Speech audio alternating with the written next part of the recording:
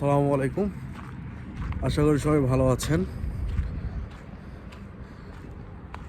আমি বরাবরই একটু খোলামেলা পরিবেশ পছন্দ করি থাকার জন্য। এখন অনেকেই আবার দেখা যায় একটু সিটি টাইপ এরিয়াতে থাকতে খুবই পছন্দ করে। আমার বাসাও গ্রামে, আমি একটু গ্রাম্য সাইড পছন্দ করি। আমি কাতারে যেখানে থাকি সেটাও একটু গ্রাম্য সাইটের মতোই। এখানে আশেপাশে মরুভূমি দেখতে পাচ্ছেন। মরুভূমি হলেও আমার কাছে খুব ভালোই লাগে। এখানে যাবতীয় সব কিছুই আছে চলার জন্য।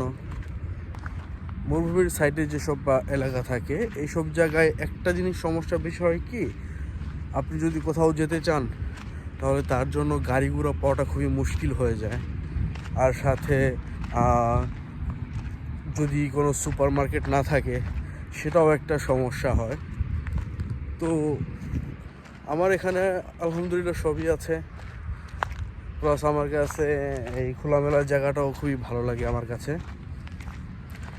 আমার কাছে একজন বড় ভাই এসেছিল। তো সে আমাকে বললো যে তুই এখানে কীভাবে থাকিস, আমি তো সিটির এখানে থাকি, তো এখান থেকে তো আমি বেরোলে থাকতেই পারবো না। আমি বললাম ভাই আমার কাছে এই জায়গাটাই অনেক ভালো লাগে, খোলামেলা, কোনো ঝামেলা নেই।